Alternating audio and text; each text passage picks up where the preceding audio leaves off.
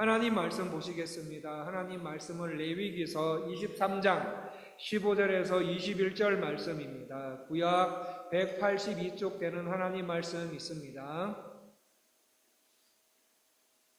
레위기 23장 15절에서 21절 말씀입니다. 구약 182쪽 되는 하나님 말씀 있습니다. 예, 우리 다 찾으셨으면 우리 다 일어나셔서 거룩하신 하나님 아버지의 말씀을 받들어 봉독하시겠습니다. 교독하시고 마지막 21절은 합독하시겠습니다. 15절입니다. 안식일 이튿날 곧 너희가 요제로 곡식단을 가져온 날로부터 세어서 7 안식일에 수요를 채우고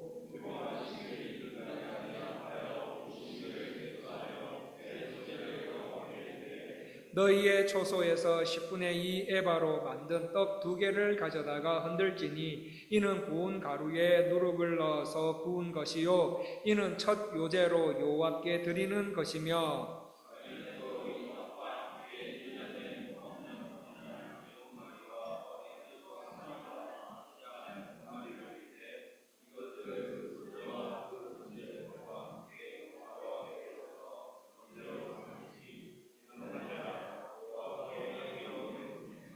또 순염소 하나로 속죄제를 드리며 1년 된 어린 순양 2마리를 화목제물로 드릴 것이요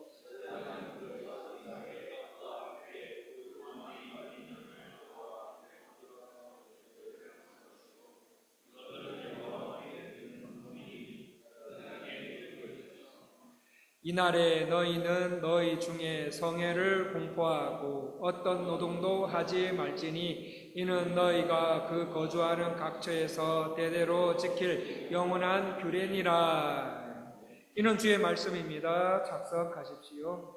주보 있으신 분들께서는 이달의 온가족 감성 말씀을 봐주시고 없으신 분들께서는 앞에 PPT를 봐주시겠습니다. 벌써 7월달입니다.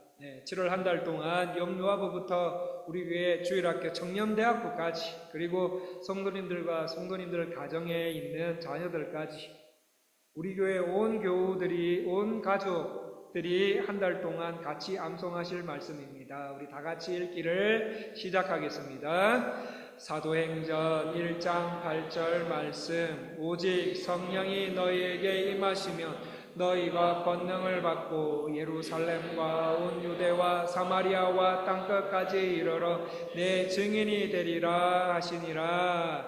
아멘. 한 번 더 읽어볼까요? 자, 우리 한 번만 더 이달의 온가족 감성 말씀 다 같이 읽기를 시작하겠습니다.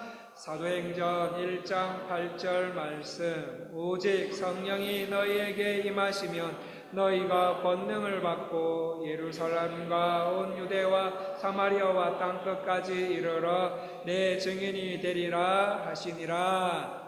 아멘. 여러분 스기아라 지우네라는 사람을 아십니까? 이분은 1940년 리투아니아의 카우나스라는 지역에서 근무했던 일본의 외교관입니다. 제2차 세계대전 나치 독일을 피해서 도망친 수많은 유대인들이 일본 영사관 앞에 몰려와서 일본을 거쳐 다른 나라로 탈출할 수 있는 비자를 허락해달라고 간절히 요청했습니다. 하지만 일본 정부는 비자 발급이 조건이 맞지 않는다 하면서 허가하지 않았습니다. 이 스기아라 지우네도 일본 정부에 비자를 내달라고 여러 차례 문의를 했지만 계속 거절당합니다. 그러자 고민 끝에 나는 내 나라 일본 정부의 명령을 따라야 할 사람이다. 그렇게 하면 이 사람들은 다 죽게 될 것이다. 나는 양심을 따라야 한다. 나는 이 유대인들을 살려야 한다라고 결단한 후에 하루에 18시간에서 20시간씩 손으로 비자를 직접 작성해 주는 일을 했다고 합니다. 이 사실을 알게 되자 결국 일본 정부의 명령으로 리투아니아를 떠나게 되었습니다. 그는 떠나는 날 기차 역으로 가는 그 순간에도 비자를 써서 계속 써주었고 기차가 출발한 뒤에도 창문으로 비자 서류를 건네주는 일을 했다고 합니다. 그렇게 해서 그분의 도움을 받은 유대인들 그리고 그 유대인들의 후손들까지 합하면 약 한 10만 명의 생명을 이 사람이 구하게 됩니다. 이 정도면 영웅 대접 받아야 되지 않습니까? 그런데 영웅 대접은커녕 일본 외무성에서 퇴직을 당해야 했고 여러 직업을 전전하면서 평범하게 살고 있었습니다. 그러던 어느 날 유대인 생존자들이 스기아나 지우네라는 사람을 찾아내면서 이 사실이 세상에 알려지기 시작했습니다. 저는 이 이야기를 읽으면서 사람이 세상을 살면서 돈 많이 버는 것도 중요하고 열심히 살아서 나름대로 업적을 남기는 것도 중요하다. 하지만 최고로 중요한 것은 사람의 생명을 살리는 일이라는 것을 다시 한번 깨닫게 되었습니다. 그런데 여러분, 이와 같은 일이 지금으로부터 약 3800년 전에도 있었습니다. 애굽 총리로 있던 요셉에 의해서 약 70명의 이스라엘 백성들은 애굽으로 이주하게 되고 애굽 고센 땅에서 이 이스라엘 백성들은 아주 번성하면서 잘 먹고 잘 살고 있었습니다. 그런데 세월이 지나 요셉을 알지 못하는 왕들이 애굽의 왕들이 되면서 이스라엘은 노예로 전락하게 됩니다. 얼마나 애굽으로부터 심한 착지와 괴롭힘을 당했던지 이 이스라엘 백성들은 하나님께 간절히 부르짖기 시작합니다. 우리 가운데 지금 어렵고 힘든 삶을 계속 사시는 분들이 계시다면 하나님께 간절히 기도하셔야 됩니다. 하나님을 간절히 부르십시오. 하나님은 하나님을 간절히 찾는 자를 뭐 해주시는 분이라고요? 만나주시는 분이시다. 이렇게 성경은 말하고 있습니다.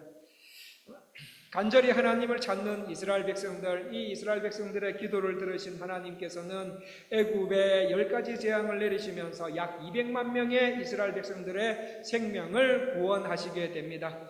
성도님들, 오늘은 무슨 주일입니까? 맥주 감사 주일입니다. 방금 저와 성도님들께서 읽으신 레위기 23장은 맥주절 가운데 구약의 오순절에 대한 말씀입니다.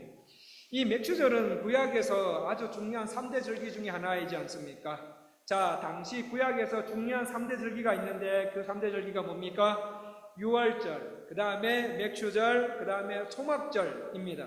자, 그래서 맥주절은 유월절, 맥주절, 초막절 중에 아주 중요한 3대 절기 중에 하나입니다. 맥주절입니다. 자, 맥주절입니다. 자, 하나님께서는 절기들을 지킬 때는 빈손으로 오지 말고 각각 상황에 맞게 빈손으로 오지 말라고 각각 상황에 맞게 그렇게 바쳐라 라고까지 말씀하시면서 절기를 지키라고 말씀하셨습니다. 자, 그런데 3대 절기 중 하나인 맥주절에는 또 다른 이름들이 있습니다. 무엇이 있습니까? 맥주절의 다른 이름, 초실절, 그 다음에 칠칠절, 오순절입니다. 여러분, 맥주절 하면 되는데 왜 초실절, 칠칠절, 오순절이라도 부를까요? 같은 날, 같은 절기인데 명칭이 이렇게 다른 이유가 무엇입니까? 맥주절에 대해서 강조하는 부분이 다르기 때문입니다. 자, 맥주절은 어떤 날입니까? 보리를 거두는 절기다라는 뜻입니다. 맥주절은 보리를 거두는 절기라는 뜻입니다.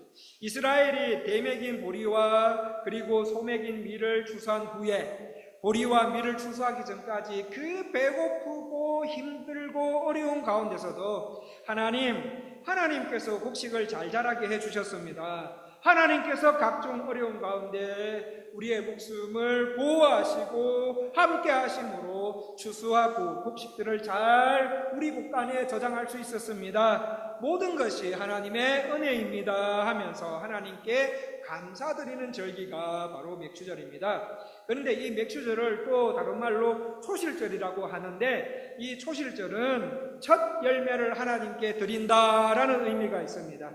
자, 하나님께서 저의 노동을 통하여서 이 열매들을 주셨습니다. 이 모든 것이 하나님으로부터 왔습니다 라는 의미로 저 어렸을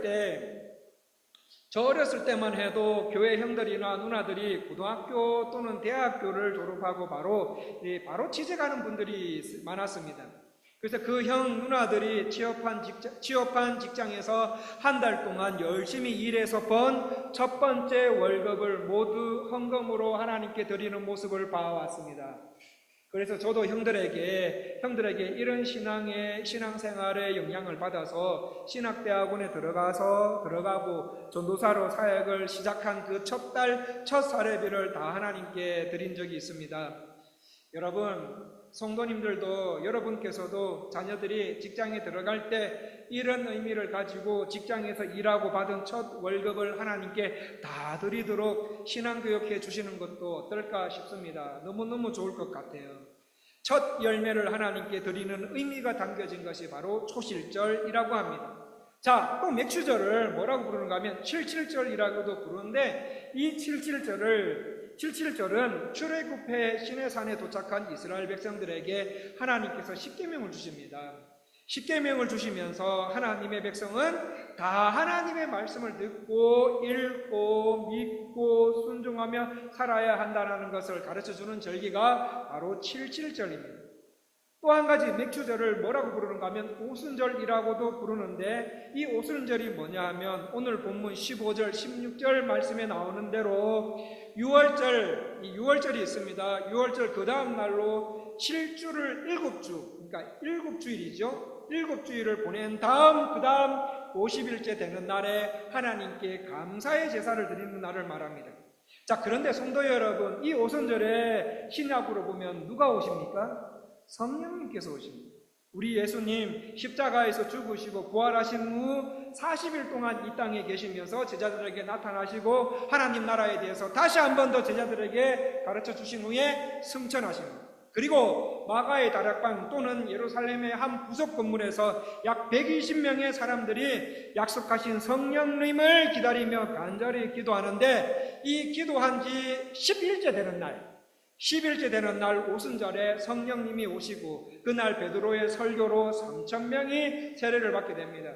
그래서 이 오순절을 신약교회의 탄생일이라고도 부릅니다. 신약을 사는 주의 백성들에게 오순절은 성령님께서 오셔서 주의 백성들을 능력 있는 성도로 살게 하시는 동시에 전 세계의 영혼의 추수가 시작되었다는 것을 알리는 절기가 바로 오순절입니다. 자, 그런데 성도님들, 여기서 우리가 생각한 게 맥주 감사절하고 우리하고 무슨 상관이 있는데, 우리는 보리농사 짓지 않지 않습니까? 안 지어요. 우리 교회 대부분의 성도님들은 회사를 다니시거나 장사, 사업을 하십니다. 밀도 안 짓는데 왜 맥주 감사주의를 지켜야 됩니까? 그 이유는 하나님께서 맥주절을 통해서 우리에게 가르쳐 주시고자 하는 바가 있기 때문입니다. 자, 여러분, 맥주 감사절은 첫 번째 알곡과 영생에 관련되어 있습니다. 두 번째는 선교에 관련이 되어 있습니다. 세 번째는 성령님 또는 성령께서 오심으로 인한 영혼의 추수와 관계가 되어 있습니다. 그래서 3년 전에 맥주 감사 주일에서는 알곡과 영생에 대해서, 그리고 작년에는 선교에 대해서 말씀을 나누셨고, 오늘 맥주 감사 주일에는 성령님에 대한 말씀을 나누시기를 원합니다. 자, 맥주 감사절과 성령님에 대해서 가장 많이 관련이 있는 성경 중에 한 곳이 바로 사도행전입니다. 성도 여러분, 우리 신약 성경으로 넘어가셔서 사도행전 2장을 다 한번 펴주시겠습니까? 신약 188쪽에 있는 하나님 말씀입니다. 신약 188쪽에 있는 하나님 말씀, 사도행전 2장 1절에서 7절까지는 교독하시고 마지막 8절은 합독하시겠습니다.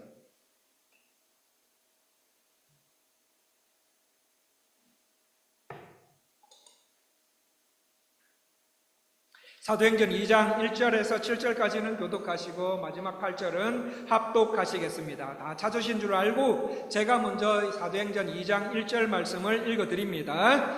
오순절날이 이미 이름에 그들이 다 같이 한 곳에 모였더니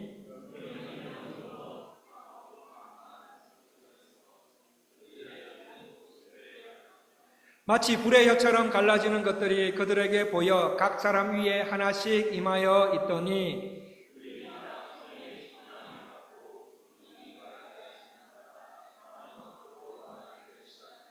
그때에 경건한 유대인들이 천하 각국으로부터 와서 예루살렘에 머물러 있더니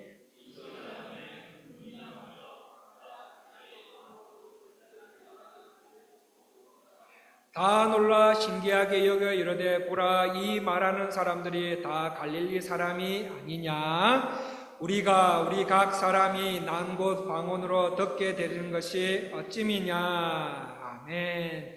맥주절의 의미 중에 하나는 성령님의 오심과 관련이 있습니다. 예수님은 6월절에 십자가에 못 박혀서 돌아가십니다. 그 후 50일이 지난 맥추절, 즉 오순절에 예수님께서 약속하신 성령님이 임하십니다. 사도행전 2장에 보면 오순절에 120명이 마가의 다락방 혹은 예루살렘 한 부속 건물에 모여 있었습니다. 그런데 중요한 것은 오순절날 성령님이 임하셨을 당시에 120명의 사람들이 한 곳에 한 자리에 모여서 한 마음으로 간절히 기도했다라는 점입니다. 성도님들, 예수님 믿는 사람들은 잘 모이셔야 됩니다. 방학 중에 한국에 가시는 분들께서는 한국에서도 교회 출석 잘 하셔야 됩니다. 잘 하시고 예배 잘 들으시고 혹시나 그 교회에 모임이 있다면 가실 수 있으면 또 모임도 잘 모이셔야 됩니다. 그래야지 건강한 신앙으로 잘 유지가 됩니다. 그리고 깨레따루에 계시는 분들께서도 잘 모이셔야 됩니다. 자녀들이 학교에서 방학했으니까 나도 이제 교회 방학할래 이러면 안 됩니다. 방학 때에도 교회의 머리이신 예수 그리스도, 예수님, 그 예수님의 뜻을 받들어 교회를 다스리는 종의 직분을 맡은 기간, 즉 영적 사령부와 같은 당회를 중심으로 공적 예배, 주일 1부, 2부 예배, 주일 5 찬양 예배, 공적 기도회인 새벽 기도회와 금요 기도회에 모여주시고 그 하나됨을 그렇게 함으로 하나님을 유지해 나가셔야 됩니다. 예수 믿는 사람들은 모이기를 피하는 어떤 자들처럼 하지 않고 오히려 서로 권하여 잘 모이는 것을 굉장히 중요하게 여기셔야 됩니다. 왜냐하면 저와 성도님들 한 분 한 분은 성령님을 담는 그릇이기 때문이에요. 저와 여러분 한 분 한 분은 성령님을 담는 그릇이기에 성도님들께서 모이시는 곳에 성령님이 역사하시기 때문입니다. 물론 성령님은 개인적으로도 역사하시지만 주의 백성들이 모여 같이 찬양하고 하나님 말씀을 듣고 읽고 순종하며 같이 간절히 기도하는 가운데 강력한 성령의 역사도 나타나게 된다는 거예요. 그런데 하나님의 백성들이 모이기를 싫어하거나 어떤 일로 뿔뿔이 흩어져 모이지도 않고 또 모인다 하더라도 기도하지 않고 세상 이야기, 자녀 이야기, 남편 이야기, 아내 이야기, 직장 이야기, 자신의 삶들의 이야기만 하면 성령을 받을 수가 없습니다. 누가 성령을 받습니까? 예수님의 약속의 말씀을 붙들고 간절히 기도하는 사람들이 받습니다. 그래서 사도행전 2장에 예수님의 약속을 기다리는 사람들이 한 집에 모였고 그 집 창문은 완전히 닫혀있는 상태에서 간절히 기도하고 있었습니다. 그렇게 예수님이 성천하신 후에 약 10일 동안 약속하신 성령님만을 기다리며 간절히 기도하는데 그 방 안에서부터 갑자기 바람 같은 소리가 들리기 시작합니다. 바람 같은 소리가 점점 커지기 시작하더니 태풍같이 아주 급하고 강한 바람 소리로 그 방을 가득 채우게 됩니다. 그리고 하나님의 임재를 상징하는 불덩어리들이 나타나게 됩니다. 성도님들, 바람이 불을 만나면 뭐가 됩니까? 바람이 불을 만나게 되면 불바람이 됩니다. 미국에서 캠프파이어 사건이 있었습니다. 이 사건은 미국 캘리포니아 북부에서 발생한 산불로 2018년 11월 8일 날 아침에 전력 설비에서 발생한 그 불꽃이 건조한 숲에 옮겨 붙은 것으로 산불이 발생이 시작되었습니다. 이 당시에 몇 달 동안 비가 거의 오지 않아서 나무와 풀이 바짝 말라 있었던 상태였습니다. 여기에 시속 80km 이상에 달하는 바람이 불면서 그 불씨가 순식간에 거대한 화재가 되었습니다. 불이 강한 바람을 만나면서 바람이 불씨를 수백 미터 때로는 1km 이상 날려 보내서 새로운 불길을 만들었습니다. 그래서 소방대원들이 한 곳에 불을 끄면 또 다른 곳에서 또 불이 시작되는 상황이 반복이 되었습니다. 그래서 그 나중에 그 한 생존자가 말하기를 그때 산불이 바로 마치 불이 달려오는 것 같다라는 말을 했습니다. 거기에서 가장 큰 피해를 입은 것은 패러다이스라는 작은 산악도시였습니다. 이 도시는 약 2만 6천 명이 살던 평화로운 마을이었습니다. 그런데 이 마을에도 불이 옮겨 붙기 시작합니다. 불길이 너무 빨라 번져서 많은 주민들이 대피할 시간을 충분히 갖지 못했습니다. 도로는 피난 차량으로 가득 찼고 사람들은 차를 버리고 걷거나 하면서 도망가기도 했습니다. 그로 인해서 그 도시 사람만 그 산불로 인해 85명이 사망했습니다. 그리고 18,000채가 넘는 건물이 파괴되었습니다. 아마 이거는 그 전체 피해인 것 같아요. 그리고 15만 에이커, 약 600제곱킬로미터 이상 불이 탔습니다. 피해액은 수십억 달러에 달했습니다. 여러분, 작은 불씨는 쉽게 꺼질 수 있습니다. 그러나 타기 시작한 불씨에 바람이 불면 수천 개의 불씨가 되어서 산과 마을 전체를 태울 수도 있습니다. 어떤 불바람은 온 산을 태우는 무시무시한 것도 있습니다. 여러분, 지금 우리가 살고 있는 게레타로에는 좋지 못한 바람이 불고 있습니다. 이단들의 바람이 불고 있습니다. 멕시코 토착 이단들뿐만 아니라 통일교, 여호와 증인, 생명의 말씀 선교회, 이거는 우리도 알지 않습니까? 그런 이단들이 들어왔을 뿐만 아니라 안상홍의 하나님의 교회, 이런 한국형 이단도 지금 들어와서 게레타로에서 포교 활동하고 있습니다. 지금 게레타로 지역에는 사탄이 몰고 온 이런 이단의 바람과 음란의 바람, 거짓의 바람, 분열의 바람, 불법과 불의의 바람, 술의 바람, 갈등의 바람이 거세게 불고 있는데 이 바람을 쫓아낼 수 있는 것은 성령의 불바람뿐입니다. 주의 성도들이 한 몸, 한 마음, 한 뜻이 되어서 합심하여 간절히 기도할 때 성령의 불바람이 불게 되는데 이 성령의 불바람이 사탄의 바람 모두를 내쫓게 되는 것입니다. 오늘 맥주감사주일에 하나님께서 우리에게 말씀하시는 것은 바로 이것입니다. 게레타로 은혜장로교회 성도들아, 너희들이 한 마음 한 뜻이 되어서 합심해서 기도해라. 너희들이 한 몸으로 말씀 붙들고 간절히 기도할 때 나는 너희들을 하나님 나라의 알곡으로 만들 것이고 그동안 경제가 어려워서 벌지 못했던 것 내가 다 책임져 줄 것이고 망가진 인생 다시 회복시키고 게레타로에 있는 잘못된 것들을 모두 정상적으로 돌려놓을 것이다. 이렇게 말씀하고 계십니다. 그러므로 오늘 맥주감사주일을 맞아서 우리가 간절히 원하고 간절히 바라고 간절히 기도해야 될 것은 바로 성령 충만입니다. 여기 계시는 모든 분들이 한 마음 한 뜻이 되어서 약속의 말씀을 붙들고 간절히 기도해 성령 받고 성령 충만할 때 우리는 말로 할 수 없는 천국의 기쁨을 경험하면서 이 땅을 살아가게 되실 것입니다. 자, 그렇다면 성령님은 누구이십니까? 성령님은 전능하사 천지를 만드신 삼위일체 하나님 중 한 분이십니다. 성령님은 우리를 거듭날 수 있도록 도와주시고 구원받고 하나님을 알고 순종할 수 있도록 도와주셔서 하나님 나라의 기업을 얻도록 하시는 분이 바로 성령님이십니다. 첫째, 그 성령님을 내 마음에 모시면 모든 그리스도인들이 행해야 할 십계명을 세상에서 행할 수 있도록 할 수 있게 됩니다. 또 그 행함으로부터 오는 환난과 위험으로부터 승리하게 하시고 그리스도의 언덕을 마지막까지 본전할 수 있게 하십니다. 둘째로, 우리 안에 계신 성령님이 역사하시면은 성령께서 우리의 지갑을 열어주셔서 하나님의 말씀을 바르게 받고 행하게 하십니다. 그로 인해 우리의 양심과 이성이 회복이 되어서 세상을 어떻게 살아야 올바른 삶인지 분별력을 갖게 하고 그 분별력을 통해 성도가 속한 삶의 전 영역에서 하나님의 공평과 정의를 세우는 일에 쓰임받게 됩니다. 세 번째, 우리 성도님들이 성령 충만을 유지하면서 사실 때 세상에서 신앙생활 하는 중에 믿음이 연약해지고 흔들릴 때 우리를 강건케 하시고 든든히 세워주셔서 우리가 받은 구원이 헛되지 않음을 확신시켜 주시고 인생이 닿을 때까지 우리에게 생명을 주시고 우리의 영과 삶을 지켜주시고 인도해 주시고 보호해 주시고 이끌어 주시는 분이 바로 성령님이십니다.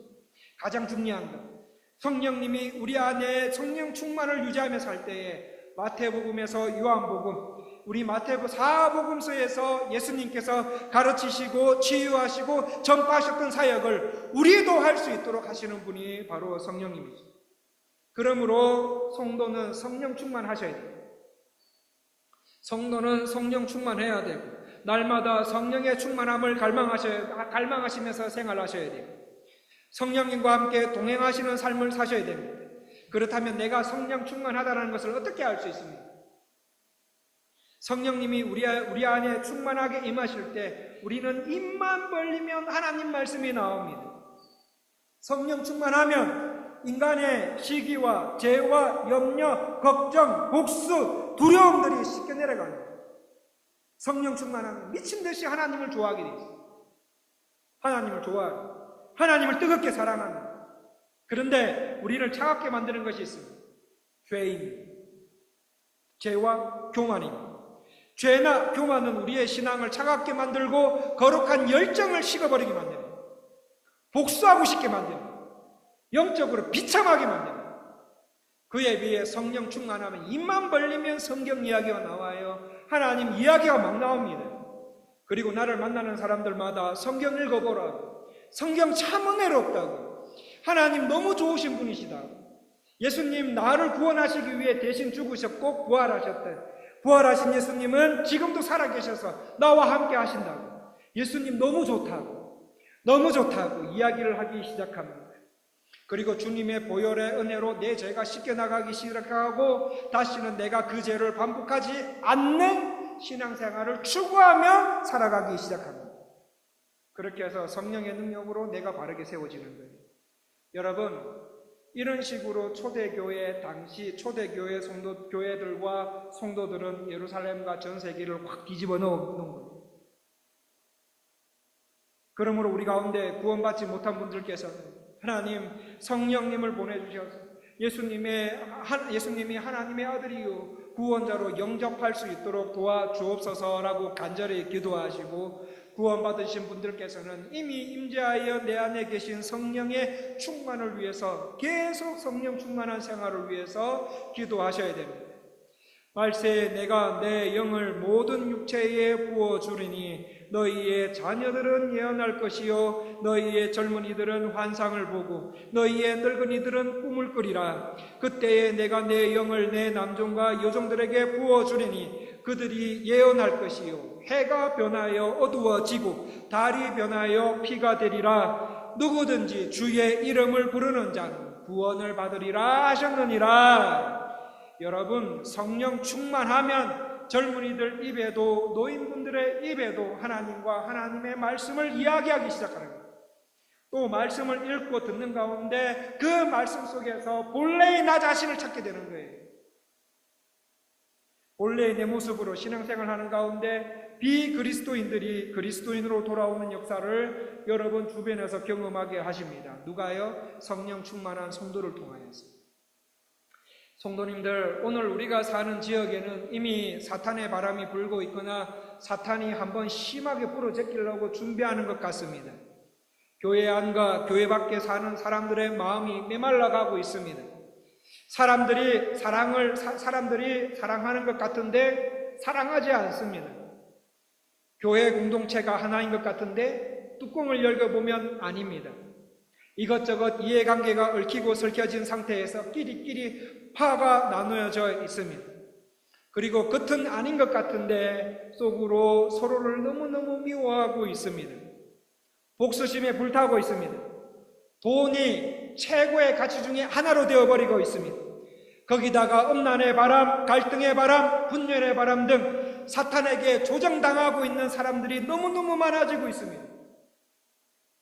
그런 상태에서 성도들은 성령의 불바람이 불도록 서로 모이고 서로 찬양하고 서로 같이 말씀을 넣고 기도하며 살아가야 되는데 주의 백성들도 그들이 가지고 있는 그 고질병에서 헤어나오지 못하고 있습니다.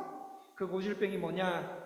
어려울 땐 신앙생활 잘해요. 어려울 때 신앙생활 잘합니다. 하나님, 저희 가정, 회사, 사업, 가게 너무 어려워져 가고 있습니다.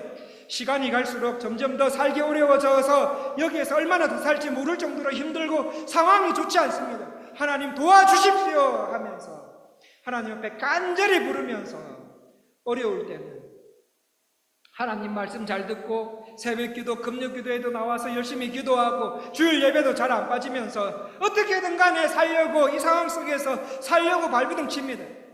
그렇게 해서 하나님께서 그 어려움에서 건져주시고 이제 좀 살만하면 그때부터 교만해지기 시작해요. 하나님 안 찾아요. 어려움 가운데 있을 때는 그렇게 기도를 많이 했는데 이제는 기도를 하지 않거나 하지 않는 삶으로 살아가게 됩니다. 그 나를 구원해 주신 분이, 그 어려움에서 구원해 주신 분이 바로 하나님이신데 나의 영혼을 구원해 주신 분이 하나님이심을 알면서도 더 하나님께 가까이 있으려고 하지 않고 점점 하나님을 잊어버리는 그런 생활을 하게 됩니다. 목사님 바빠요. 요즘에 좀 잘 되고 있어요. 바빠요. 나중에 기도할게요. 그건 누가 잘 되게 했는데. 그리고 성도들은 예수님 믿지 않는 사람들이 하는 풍습, 이 지역에 있는 풍습, 예수님이 믿지 않는 사람들이 하는 풍습과 생활 방식과 하나님께서 기뻐하시지 않는 생각과 마음과 행동들을 자꾸 받아들이면서 하나님을 향한 순수한 신앙을 성도들을 자신이 희석시키고 시켜버리고 있습니다. 여러분, 이게 구약시대 당시 이스라엘 백성들의 고질병이었어요. 그 고질병을 우리도 가지고 있다면 하나님 앞에 기도하셔야 되지 않습니까? 우리가 전심으로 하나님 앞에 회개하고 하나님 이제는 자랑하지 않겠습니다. 하나님 이제는 교만하지 않겠습니다. 이제는 하나님 말씀만 붙들겠습니다 하면서 한 마음이 되어서 간절한 기도가 계속 이어져 나올 때 하나님은 우리 성도님들 한 분 한 분을 하나님 나라의 알곡으로 만들어 주시고 성도님들의 삶을 회복시켜 주실 것입니다. 그리고 하나님께서 사탄이 몰고 온 바람들을 다 물리쳐 주시고 다시 한번 하나님께서 성령의 바람이 불게 하실 것입니다. 성도 여러분, 오늘 맥주절을 맞이하면서 우리 성도님들께서 되찾아야 할 맥주감사절의 정신이 바로 이것입니다. 바로 이거예요. 맥주감사절, 그래 1년에 한 번씩 하는 거니까 그냥 하고 지나가겠지. 그게 아니에요. 여러분, 맥주감사절은 날짜나 이런 것들은 다르게 지킬 수 있어요. 그러나 이 정신은 구약에서 하나님께서 우리에게 갖기를 원하는 그 정신은 자꾸 찾아야 된다는 거예요. 회복되어야 된다는 거예요. 여러분, 우리가 전심으로 한 마음으로 한 뜻으로 말씀 붙들고 간절히 기도함으로 하나님께 돌아갈 때 성령의 바람이 일어나게 하실 줄 믿습니다. 하나님께서 성령의 바람을 좀 일으키셔서 우리를 둘러싸고 있는 두려움과 걱정들과 사탄이 몰고 온 그 나쁜 바람들을 물리쳐 주시고 나, 가정, 교회, 회사, 사업, 가게를 살려주신다고 주님은 말씀하고 계십니다. 오늘 맥주감사주일 2026년 상반기 그 어려운 가운데서도 깨레따루에 이만큼 살게 하신 하나님께 마음으로 예배로 물질로 감사드리십시오. 그리고 말씀을 통해서 하나님 앞에 이때까지 내 생활을 돌아보고 회개할 것 회개하시고 알곡으로 회복되는 은혜를 받고 성령의 불바람이 우리 가슴 속에 일어나서 나와 교회와 가정, 회사, 사업, 가게 깨레따로를 살릴 뿐만 아니라 이 깨레따로의 땅에 살면서 주의 백성으로 영영이 수치당하지 않는 삶 사시는 저와 여러분 다 되시기를 간절히 원합니다. 기도하겠습니다. 하나님 아버지, 맥주감사주일을 예배를 드리게 하심을 감사합니다. 하나님 아버지, 맥주감사절을 성령님의 관점에서 말씀을 나누었습니다. 주여, 맥주감사절을 통해서 우리에게 요구하신 신앙생활 할 수 있도록 도와주시고 맥주감사절의 의미와 정신을 가지고 이 땅을 살아가게 하여 주시옵소서. 주님, 지금 이 땅은 메말라가고 있습니다. 하나님께서는 이 땅을 사랑하셔서 복을 주시기를 원하시지만 사람들의 마음은 말라 비틀어져 가고 있고 사랑을 알지 못하고 음란과 추악과 더러움과 분열과 갈등같이 사탄이 몰고 온 바람까지 있습니다. 이럴 때일수록 예수 믿는 사람들이 하나 되게 하시고 모여 간절히 기도하는 은혜 장로교회가 되게 하여 주시옵소서. 우리의 모든 자랑과 허영과 교만과 죄를 버리게 하시고 하나님 말씀 붙들고 간절히 기도할 때 성령의 불바람이 불게 하여 주시옵소서.